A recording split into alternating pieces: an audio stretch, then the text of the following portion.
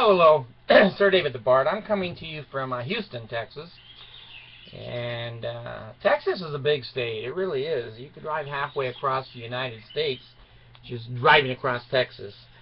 At every border, when you drive into Texas, it says, "Don't mess with Texas."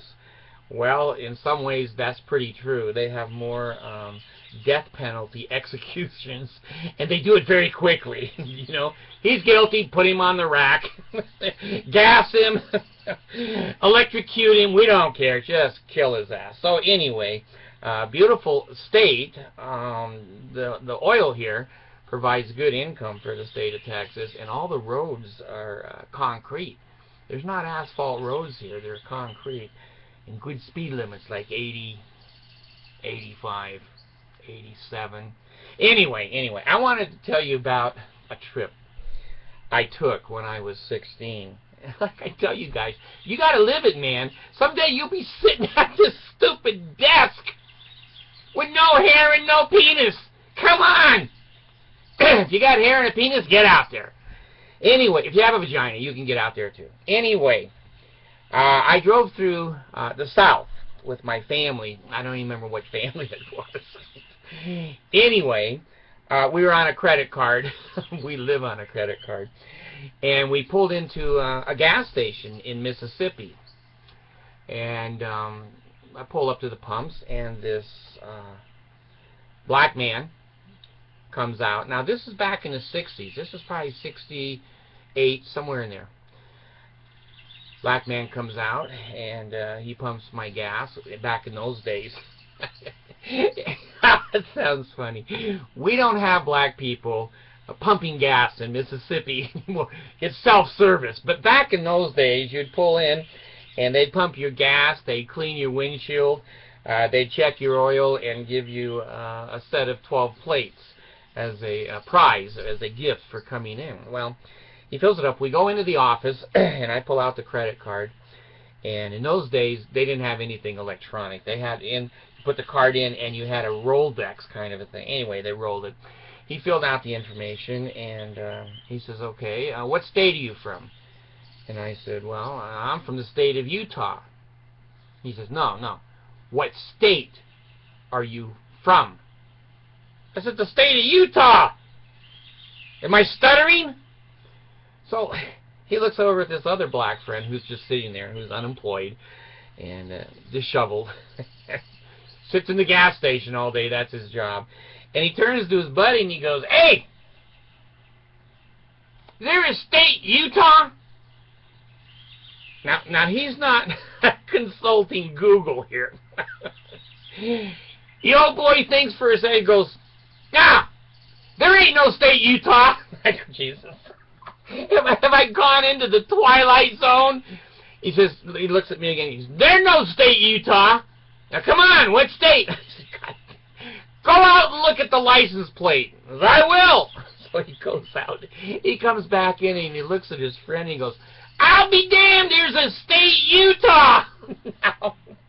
Now, you know, the Mormons have not made themselves real popular in those days anywhere. They're not popular now, but they were unknown then. The entire state of Utah was unknown. And so this gentleman, there ain't no state, Utah. Well, I tend to still believe that. It's 2014, and there's no state, Utah. Well, you know, driving through the South, I learned a lot of things. You're all too young. When I would go to a gas station down south in the 60s, it would say men, women, and colored. Every gas station, every park, every public place, every drinking fountain, many signs everywhere in cafes and restaurants, no colored. If you were, you know, a colored person, you weren't allowed to live there, shop there, whatever. And then they would have signs that would say, if you're colored, don't let the sun set on you here in Yonkers, Mississippi. In other words, all black people had to be out of town.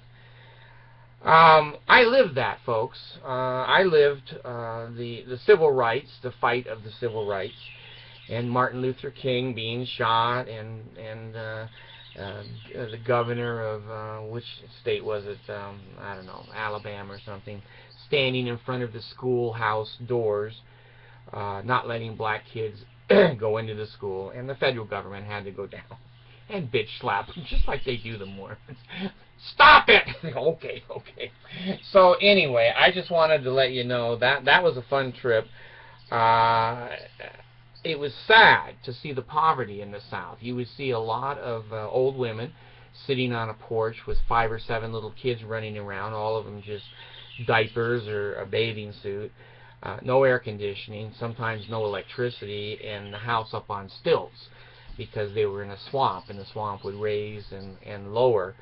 Hopelessness. I've seen government housing where Johnson's Great Society built apartment buildings for these poor people, and the poor people ruined them. They overhauled engines in their living room and their kitchen, and they had 100 people living in a 1-bedroom apartment, and they tore up the elevators, pissed in the elevators, and worse, and pretty soon it became ghetto housing. So I've seen a lot over 66 years, and I'm still not convinced there's a state Utah.